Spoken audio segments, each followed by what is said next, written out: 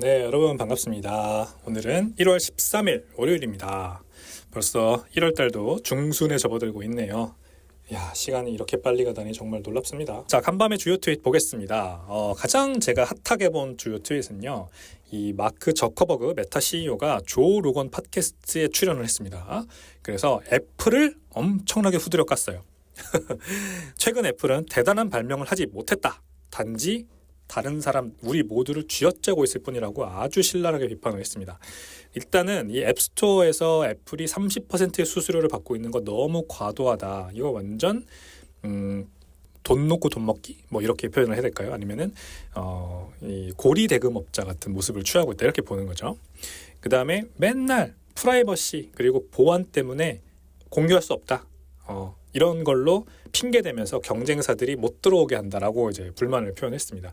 대표적으로 이 메타도 이 아이폰 같은 기기들과 이 상시적으로 블루투스로 연동이 될 수 있는, 그러니까 메타도 스퀘어, 메타 퀘스트 같은 이 기기들을 IR, VR 기기들을 애플 아이폰이나 아니면 애플 맥북과 이렇게 블루투스로 끊김없이 연동될 수 있게 기기만 쓰면 바로 블루투스 연동되고 요거 가능하게 해달라 이렇게 애플에 요청을 했다고 하네요. 근데 애플이 보안상 안 된다 또는 프라이버시 문제 때문에 우리 고객들 프라이버시를 지켜야 돼서 안 된다 이렇게 거절을 했다는 거죠. 그러면서 이제 애플은 자사 제품은 그걸 가능하게 해놨지 않습니까? 애플 뭐 에어팟 맥스 같은 거 끼면은 바로 노트북을 켜면 노트북과 블루투스 바로 연동되고, 그 다음에 내가 핸드폰을 켜면 핸드폰으로 또 바로 연동이 되죠. 이런 것들이 다른 기기들도 가능하게 해줬으면 좋겠는데 안 해준다. 완전히 클로즈드 엔드, 자기만의 네트워크를 구축하려고 한다. 독점이다라는 거죠. 뭐 그래서 저커버거가 굉장히 불만이 많습니다. 만약에 애플 정책이 없다면 메타가 지금의 수익보다 2배가 될 거라며, 애플은 10년간 혁신을 하지 못했기 때문에 이런 식으로만 지금 돈을 벌고 있기 때문에 결국 실패할 거다. 패배할 거다. 이런 악담을 퍼부었다고 합니다. 이게 이제 아무래도 시사하는 바가 굉장히 큰 것 같습니다. 네, 애플과 뭐 메타 그리고 나머지 빅테크들, 뭐 아마존, 뭐 테슬라, 뭐 이런 여러 빅테크 기업들이 지금 경쟁이 심화되고 있고 지형이 판도가 변하고 있다. 이거를 저는 보여주는 아주 단적인 일례라고 생각을 합니다.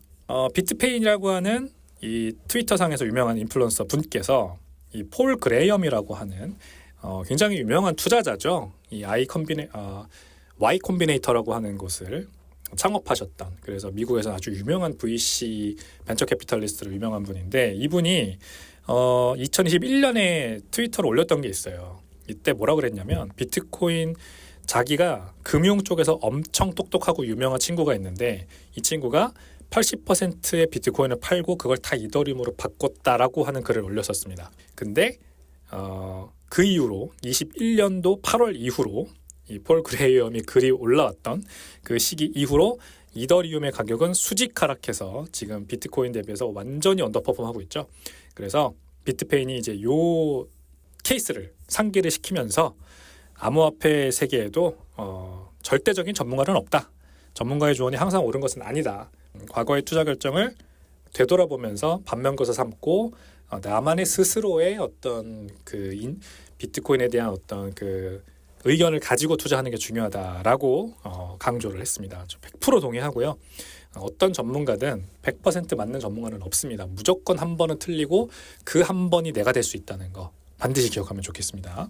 나이브라고 하는 인플루언서는요, LA 화재 지금 난리잖아요. 네, 며칠째 계속해서 화재가 진압이 안 되고 서울 면적의 4분의 1 정도가 지금 타버렸다 이러면서 아주 안타까운 뉴스들이 많이 나오고 있는데, 과연 이 화재에서 몇 명이 시드 구문을 잃어버렸을까, 이런 재미있는 글을 올렸습니다. 시드 구문은 이제 비트코인의 개인 지갑에서 나오는 시드 프레이즈, 시드 구문을 말하는 거죠. 그래서 12개 또는 24개의 영단어를 어딘가에 받아 적고 그걸 이제 나중에 비트코인 지갑을 복구할 때 씁니다. 만약에 종이에 적어놨다면 집에 불이 났을 때 완전히 연소되어서 내가 CD 구문을 잃어버릴 수가 있겠죠. 그러면은 어쩌면은 이제 그 지갑에 들어있는 비트코인을 영영 못 찾을 수도 있습니다. 또는 일반적으로는 컴퓨터에다 많이 저장을 하시는데 컴퓨터에 뭐 메모장 같은 데다 이렇게 적어놓고 저장을 해놓는다던가 뭐 워드 파일에 저장을 해놓는다던가 이런 분들도 계십니다. 그런 경우에는 이제 컴퓨터가 또 연소돼서 컴퓨터가 뭐 하드 드라이브가 날아가거나 이러면은 복구할 수 없게 되고, 그러면은 이제 비트코인을 영원히 유지할 수 있게 되는 거겠죠. 그렇다 그래서 클라우드에 저장하는 게 맞느냐? 그 CD 구문을 적어놓은 거를 사진을 찍어서 스마트폰으로 사진을 찍어서 그거를 뭐 아이클라우드나 아니면 구글 클라우드에 올리시는 분들도 있는데, 그러면은 이제 인터넷에 대해 마치 이제 비트코인 비밀번호를 노출해 버리는 거니까 이것도 좋은 방법은 아닙니다. 물론 이제 불이 났을 때 상관없죠. 그러면 클라우드에 있는 거니까 어차피 다시 복구할 수가 있을 텐데, 자, 그래서 어떤 방식으로 우리가 비트코인의 CD 구문을 보관하는 게 좋으냐라고 하는 질문이 다시 수면 위로 부상을 하는 겁니다. 굉장히 좋은 질문인 것 같고 좋은 아젠다인 것 같고, 나만의 방법으로 안전하게 비트코인 개인 지갑 그리고 CD 구문을 지키는 방법을 터득을 해야 된다. 이게 점점 더 중요해지고 있습니다. 자, 알렉스 크리거라고 하는 아주 유명한 단타 트레이더죠. 비트코인 뭐 투자 아주 적극적으로 하시는 분인데, 이분이 시장의 심리에 극단적인 변화를 꼬집었습니다. 4개월 전에는 모든 트레이더들이 경기 침체 이거를 걱정했는데, 이제는 경제가 너무 좋다, 너무 좋은 거 아니냐? 왜 이렇게 좋냐? 이것 때문에 패닉에 빠진다라고 지적을 했습니다. 그래서 항상 심리는 늘 극단에서 극단으로 움직입니다. 아주 단기간 내에. 근데 시장 심리에 휘둘렸다가는 아무것도 못한다. 결국 본질에 집중해라 라는 메시지를 남긴 겁니다. 아주 근본 말씀해 주셨습니다. 근본 메시지입니다. 맞습니다. 시장 심리는 그냥 나랑 상관없이, 그리고 비트코인의 본질과 상관없이 계속 왔다 갔다 합니다. 하지만 여기에 휘둘렸다가는 아무것도 못합니다. 그냥 본질에 집중하고 꾸준하게 매수하는 게 중요하다라고 생각을 합니다. 또 유명한 인플루언서죠. 샘슨 모우가 비트코인의 가격 차트를 가지고 굉장히 또 의미심장한 말을 남겼습니다. 이 비트코인 가격이 지금 빡 떨어졌다가 94,000불까지 반등을 했는데, 이 반등을 하는 계단식 차트 모양이 굉장히 수상스럽다 이거죠. 그러니까 이 비트코인의 가격 하락은 다 가짜다.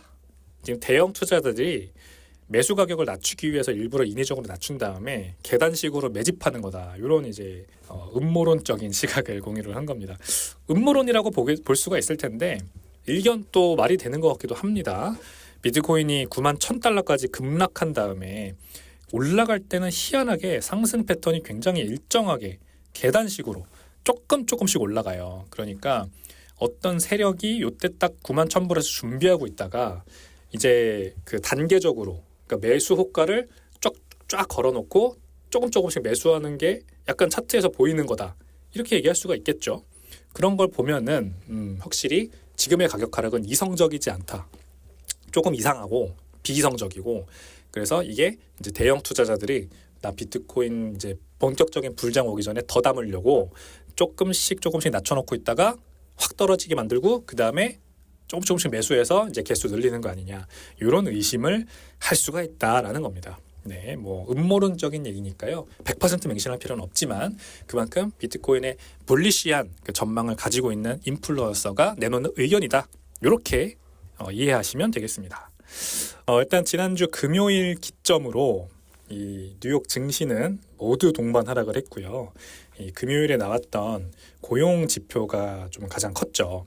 비농업 고용 지표 12월 그 결과가 예상보다 너무 세게 좋게 나오면서 계속해서 연준의 기준금리 인하 기대감이 더 추가적으로 무너진 게 비트코인을 비롯한 그 다음에 주식시장에 계속해서 악영향을 미치는 원인입니다.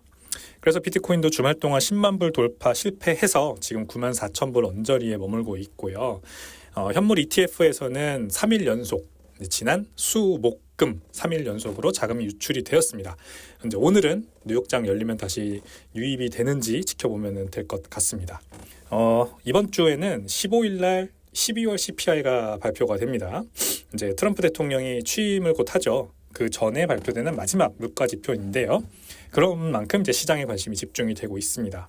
14일 화요일에는 미국의 PPI, 그 다음에 15일 수요일에는 미국의 CPI, 그 다음에 뉴욕 연준 제조업 지수 발표되고요. 그 다음에 목요일 16일에는 연준의 베이지북, 이제 경기를 전망하는, 연준이 올해 경기를 어떻게 진단하는가, 전망하는가, 요게 나와 있는 그런 자료죠. 베이지북이라는 게 발표가 됩니다. 그 다음에 16일 목요일 같은 날이긴 한데 좀 밤늦게는 ECB가 12월 통화정책회의 의사록을 발표를 하고요. 그 다음에 역시 같은 날 1시간 뒤에는 주간 실업수당 청구 건수, 그 다음에 12월 소매 판매가 발표가 됩니다. 이번 주에도 굵직굵직한 경제 이 지표들 발표 일정이 있으니까요. 그만큼 비트코인 가격이 조금 심하게 요동칠 가능성이 있겠다 싶습니다. 뉴욕 증시, 나스닥, S&P 500, 다우지수 모두 1% 이상의 큰 폭 하락으로 마감을 했습니다. 역시 이제 연준이 금리 인하 기대감이 많이 낮아졌다. 이것 때문인데요. 12월 고용이 굉장히 좋게 나왔습니다. 비농업 고용이 25.6만 명 증가를 해서 시장 예상치인 15.5만 명을 크게 웃돈 게 가장 큰 원인이었고, 실업률도 다시 4.1%, 실업률 완전 고용으로 다시 돌아갔습니다. 그러니까 올해 그냥 뱅크 오브 아메리카 같은 경우에는 올해 2차례 예상했던 금리 인하 전망을 철회했고요. 그 다음에 골드만삭스는 3차례 인하 예상했었는데 2차례로 하향 조정을 했다고 합니다. 아무래도 주식시장 계속해서 굿뉴스 is 배드뉴스, 그리고 비트코인도 마찬가지로 굿뉴스 is 배드뉴스. 근데 비트코인은 오히려 기존에 이미 많이 빠졌기 때문인지, 그러니까 93,000불까지 빠졌었잖아요. 92,000불까지도 빠졌었죠. 그리고 나서 반등을 해서인지 오히려 미 증시가 금요일에 1% 넘게 크게 빠진 것과는 대조적으로 그렇게 크게 하락하진 않았습니다. 오히려 94,000불 수준으로 견조하게 유지되고 있다. 그러니까 오히려 한 번 더 호재가 나오면 이제는 상승할 수 있는 가능성도 클 것 같다, 이렇게 생각을 합니다. 국채 같은 경우에는 당연히 미국 국채 금리 계속 올라가고 있죠. 미국채 금리 2년물이 현재 4.375%, 10년물이 4.782%, 이제 4.8%도 얼마 안 남았습니다. 이제 10년물도 결국 5%까지 가는 거 아니냐, 이런 얘기가 계속 나오고요. 미 고용 호조가 채권 시장의 부담 계속해서 가중시키고 있는 중입니다. 특히 지금 이제 월스트리트 저널 같은 데 보면은 영국 경기에 대한 이제 어두운 전망들이 계속 기사로 나오고 있거든요. 그러니까 미국의 국채 금리가 올라가고 미국의 인플레이션, 미국 경기가 계속해서 호황을 가져감에 따라서 미국 달러화가 계속해서 가치가 세지고 있잖아요. 미국 달러 인덱스가 올라가는데 그것 때문에 영국 경기가 계속해서 안 좋아지고 있다. 반사 이익이 아니죠. 반사 손해를 보고 있다. 이런 기사가 많이 나오는 중입니다. 그래서 영국 채권이 또 저희가 지난주에는 계속해서 중국 채권, 중국 국채, 그리고 일본 국채, 이렇게 아시아권 국채가 미국 국채 금리 올라가는 거와 상대 대조적으로 내려가고 있다, 이런 말씀 드렸는데, 유로존의 이제 대형 경제 중 하나인 영국도 국채 금리가 계속해서 하락하고 있는 모습 보이고 있어서 이 미국 외에 나머지 이 선진국들은 경기가 전반적으로 다 하수상하고 있고 전망이 좋지 않구나라는 거를 지금 우리가 확인할 수가 있습니다. 그래서 달러화 강세가 되니까 지금 유로화도 2년 내 최저치입니다. 유로화는 달러 대비 1.0216까지 하락하면 2년 내 최저치 기록을 했습니다. 그리고 파운드화도 14개월 내 최저치 기록을 했고요. 원달러 환율은 1470원을 돌파했습니다. 원달러 환율, 지금 외환당국이 나서서 환율 방어를 하고 있기 때문에 1460원에서 1470원까지는 조금 천천히 왔는데 결국 상승 모멘텀을 막지는 못하고 있어요. 1,500원도 그래서 이 노무라 증권이 올해 6월 달 정도에는 이제 원달러 환율이 1,500원 돌파할 것 같다, 이런 전망 리포트를 내놓기도 했는데 아마도 현실화되지 않을까 생각을 해봅니다. 특히 가상자산 거래소에서 테더 가격이 지금 1,500원을 넘었잖아요. 그래서 이게 더 투명한 환율이 아닌가, 이런 생각을 한번 해보게 됩니다. 금값은 고공행진을 하고 있습니다. 왜 그럴까요? 참 신기합니다. 금 가격이 이게 고용 지표가 강하잖아요. 경기가 좋으니까 이 안전자산에 대한 수요는 떨어져야 되는데 오히려 금값이 고공행진하고 있습니다. 지난주 대비해서 1.5% 상승해서 지금 2,732달러입니다. 불과 지난주에만 해도 이제 조금씩 떨어지는 것 같다, 2,600불대에서 조금 떨어지는 것 같다, 이런 얘기가 나왔는데 2,700불을 뚫어버렸습니다. 그래서 지난 10월 기록한 사상 최고치 2,800달러에 지금 근접한 수준이고요.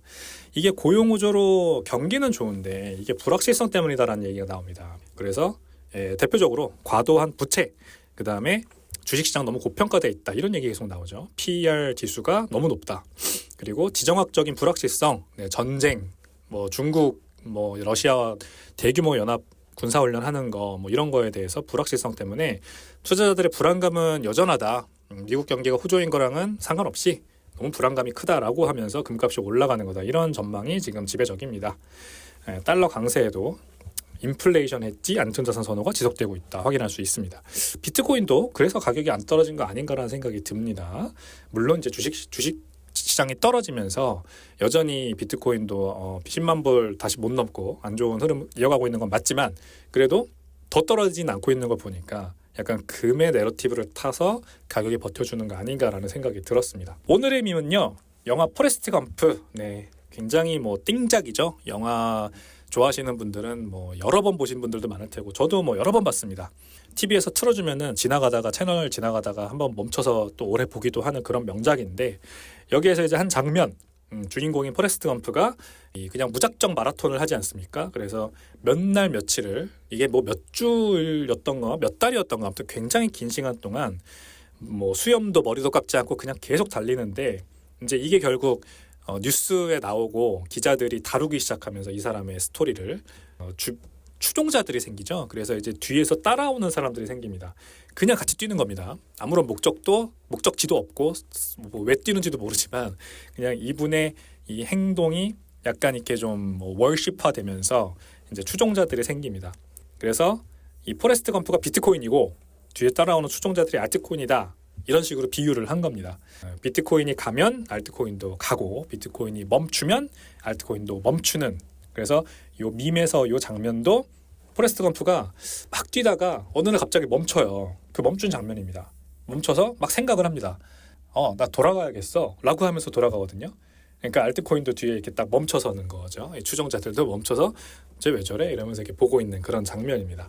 네, 아무튼 저는 비트코인은 계속해서 이렇게 혼자 독불장군처럼 갈 길 갈 거고, 멈춰서기도 하고 가기도 할 거지만 아무튼 자기 갈 길을 갈 거고, 대부분의 알트코인들은 뒤만 오매불망 쫓아다니는 그런 형국이 올해도 이어지지 않을까 생각을 합니다.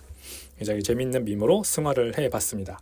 네, 오늘 1월 13일 월요일, 벌써 이제 오후가 접어들고 있는데요. 이번 한 주도 여러분들 힘차게 잘 보내시길 바라겠고, 요즘 또 다시 독감이 유행한다고 하는데 건강관리도 유념하셨으면 좋겠습니다. 저는 내일도 더 재밌는 내용으로 찾아오겠습니다. 좋은 하루 되세요.